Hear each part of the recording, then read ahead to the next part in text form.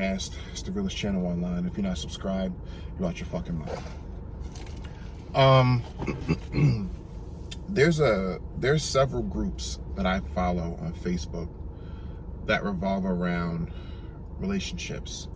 One such group called Creating Committed Relationships. This is a group where people, from all over, all walks of life, different age groups, different, sexual orientations, different relationship preferences, any and everybody you could think of. And people post questions regarding different issues that they might be dealing with in relationships, or different curiosities that they may have about how to get through certain stages in relationships. And for the most part, all the questions are, I don't want to say anonymous, because you can see the users who are posting them, but it's not, they don't go into like specifics of what they're particularly dealing with necessarily. So they're not necessarily putting anybody on like Front Street or calling out the people in their relationships, but they're asking generalized questions that, typically most people would deal with at different stages in their relationships, depending on how long those relationships go on for. So if you want to follow the group, it's called Creating Committed Relationships. But typically what I do, just like with any other Facebook or Twitter or Instagram user, when people post different things that I come across that I feel like is in line with some of the things that I cover on this platform,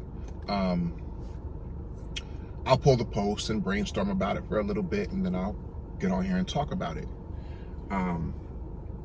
So I came across a post just this morning that I thought was very interesting.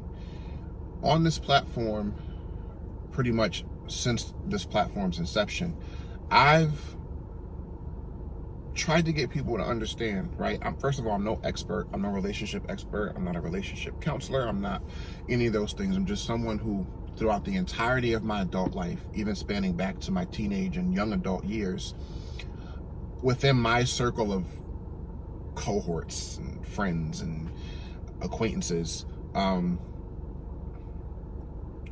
people have always felt comfortable coming to me for advice about different things.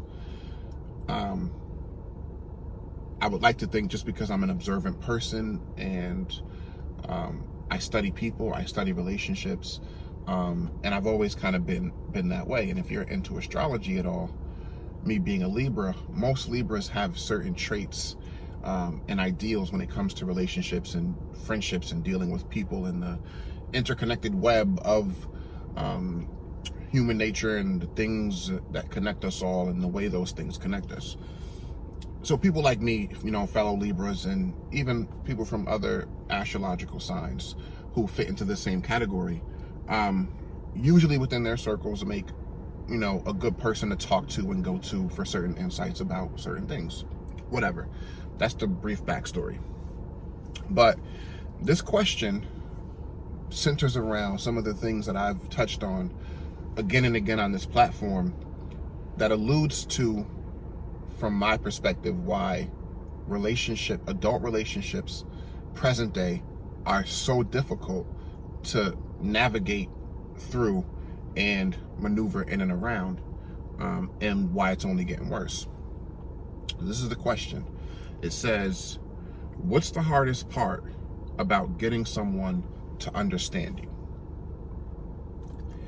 And I didn't even get into the comments to see what some people were offering up as suggestions as to what they think the best word of advice or answer would be for someone asking that question, on what they could do to get a person to better understand them within the construct of their relationship.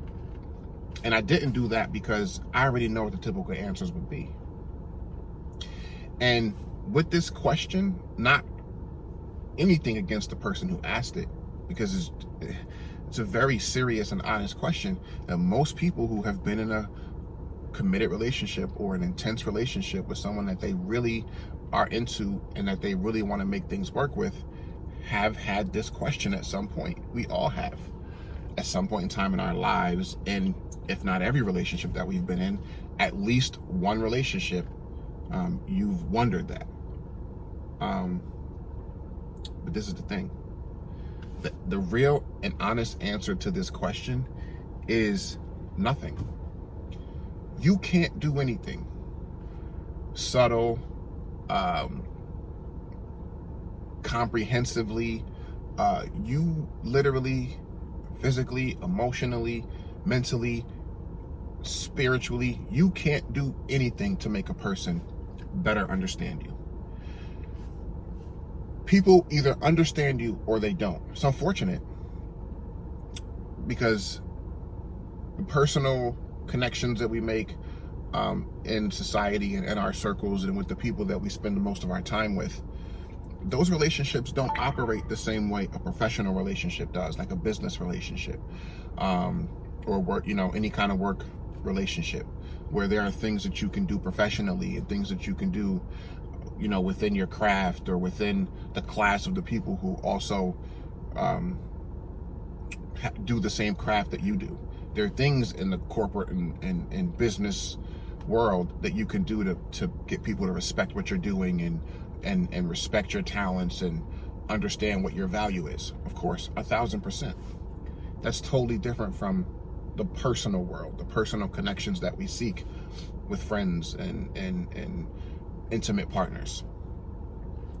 And the reason why I even wanted to touch on this is because I think the root of this question is one of the major things that we can address to change not only our outlook on relationships, but how we choose the people that we get into these relationships with.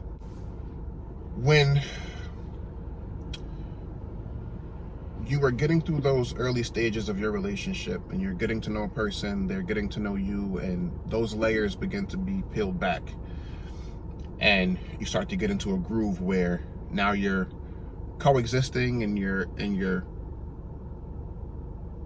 creating compromise where you can and making sacrifices for one another and going through these daily functions of the relationship, whatever your relationship entails.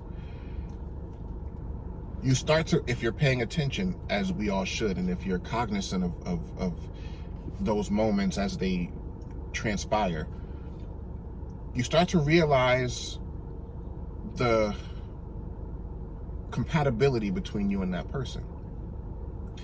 And because of infatuation, because of lust, because of being in love or feeling like you're in love, and all these endorphins and chemical reactions that are going on throughout those earlier stages in the relationship, you ignore the compatibility factor. You ignore those signs and those things that show up to show that you might not be as compatible with that person, and vice versa, as you may have thought or would like to be. And I touch on in this platform often why it's so important to pay attention to those things, more so during that phase, the initial phase, the honeymoon stage. Because if you can't recognize during that stage the potential pitfalls and the potential shortcomings of the person that you're thinking about creating this committed relationship with, then you run the risk of getting into a cycle within that relationship where that relationship can go on way longer than it probably should. And then you end up with regrets, heartache, stress, resentment, what have you. But whatever. People see what they see. It's based on their experiences, it's based on their perspectives, it's based on the examples that have been set for them, and it's based on the people they've dealt with up to that point and meeting you or whoever they're with at that point in time. You can't get a person coercively or suggestively or otherwise to understand you any better than we understand anything that we can explain, right? When it comes to nature, when it comes to science, when it comes to mathematical equations, when it comes to a particular point of interest that we may frequent, or when it comes to a certain subject that we may study, whether as a profession or as a hobby. The more you study something, the more you are into that thing, you can understand it. But when it comes down to why something is the way it is and why something operates the way it does and what all the nuances are about that thing,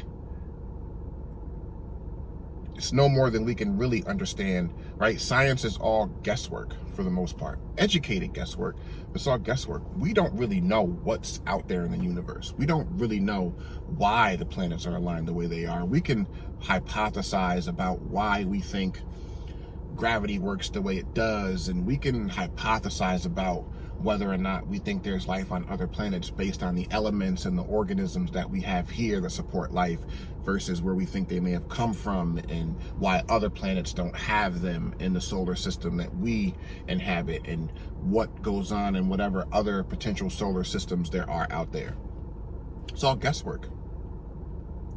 But for the people who gravitate toward those topics, they develop a sense of security in the research they do, in the studying and the interest that they have in these things. They develop a sense of confidence and security in what their current and ongoing understanding about those things are. There's no organism, there is no point in history, there's no occurrence in history, there is no theological theory anywhere that has ever existed that is more complex than the inner workings of how humans operate, how we think. It seems simple on the surface because, you know, you see the actions of an individual, you see the actions of people when different things happen in society and throughout the history of civilization on Earth. But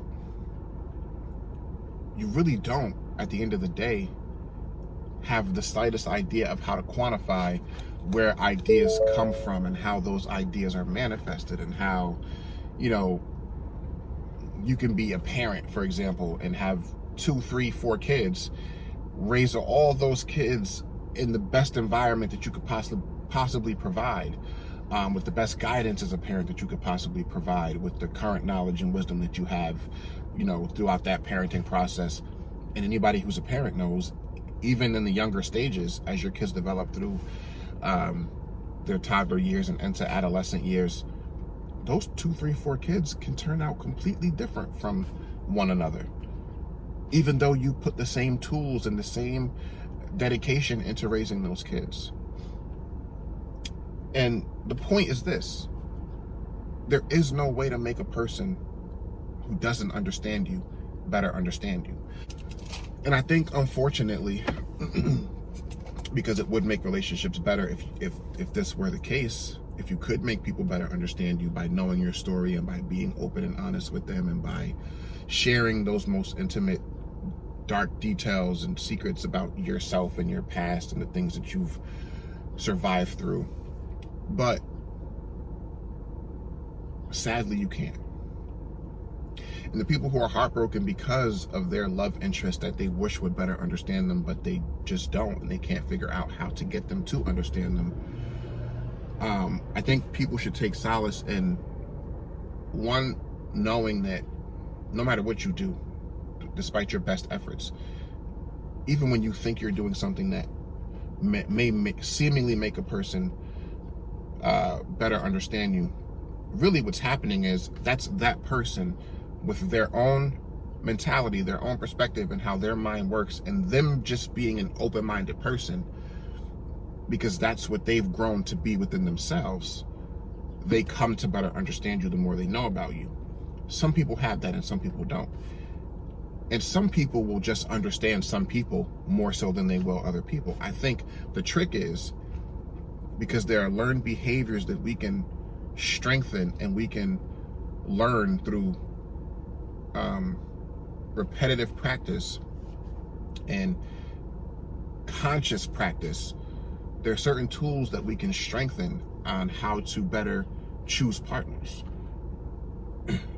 Because the consequence of dealing with certain things in your relationship with certain people is not really vastly different from really anybody else, right? There's nothing new really under the sun. Anybody who's been in a relationship long enough will deal with pretty much the same things. Why do some couples make it through those things stronger? Why do some couples make it through those things resenting one another? Why do some couples not survive, 10, 20, 30 years while others seemingly do it with no problem? Why do some relationships have longevity and seem like they've never had to deal with any real tragic interaction or experience between those two parties?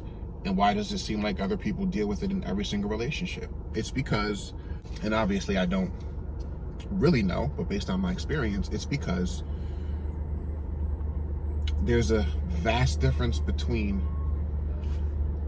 what entices us, meaning what we're attracted to in people, those physical traits we like, those hidden and primal things that we don't know is going on, like different hormones that people give off, different chemical reactions that happen when we see or smell a person that we might be interested in dealing with. All those subconscious things that happen in our primal brain that attracts us to people. And then there's the aesthetic things that we like and what our preferences are, right? Like somebody who might say they like someone who's tall and dark and has a certain eye color or hair color, or somebody might like someone who has a certain body type, right? These are things that we find physically and aesthetically pleasing.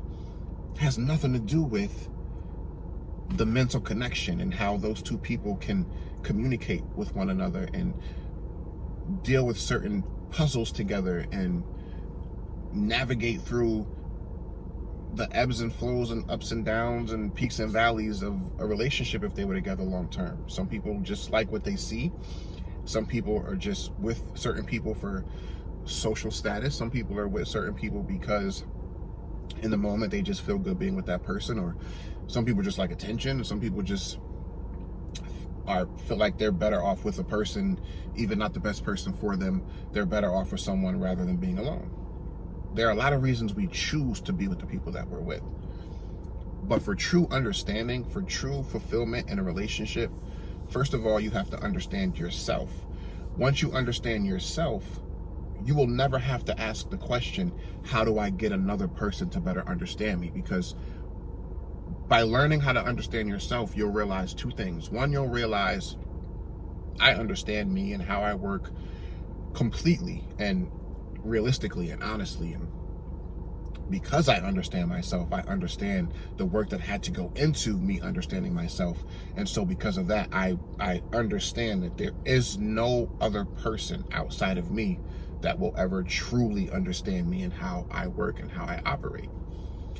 The second thing is, once you understand yourself, you will realize the trick is not to get another person to understand you the way you understand you or the way you want them to understand you. You start to realize that there's a difference in the people you deal with and associate with and their understanding about you. And then you start to retrain your mind to be attracted to and interested in starting relationships with, once you get past those physical traits, the people who already on their own organically seek out to understand you. Because a person who is seeking to understand you first because they're interested in understanding you will always obtain more of an understanding about you than a person who you feel like you have to do something to motivate or encourage them to understand you. It's just as simple as that. It's unfortunate because most of the people that we develop feelings for for a lot of the wrong reasons, or we develop feelings for them before we start to seriously think about compatibility and what we should be looking for and what works best for us. Because you can have two people who are perfectly fine as individuals, perfectly fine as productive members of society, but we demonize those people, or we criminalize those people in the social sense that we think they're bad people because of things they did to us in the relationship, and the relationship didn't work out. And it's unfortunate, but somebody who might be terrible for you might be the best thing for someone else. It is what it is. So for the person who asked this question, because I don't want to keep this going too long. I think it's great that you're asking the question, what can I do to make a person better understand me? Because that shows that now you're starting to think about the important things that really go into making a relationship work better. But I think realize that the truest answer, the most honest and realistic answer, is nothing. There's nothing you can do to make a person better understand you. Seek out the people who already have an interest in better understanding you, and understand that certain people will understand you no matter what you do, and certain people will not ever understand you no matter what you do. And I think that's one of the best ways we can start to change the climate of adult relationships and social connections, and the way that that's going to look for us all going forward. Anyway, like, comment, and subscribe. I don't pretend to know everything. I just know what I know. It's the Social Forecast. Let me know what y'all think about this topic, and I'll see y'all on the next one. Peace and love.